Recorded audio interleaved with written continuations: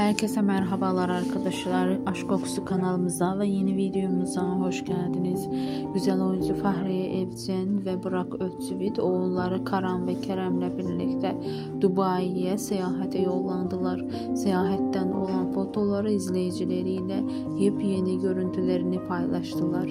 Biz de sizlere sunuyoruz. Siz de kanalımıza abone olmayı, videomuzu beğenmeyi, bizi takip etmeyi, takipte kalmayı unutmayın. İyi seyirler. Hoşça kalın, bizimle kalın.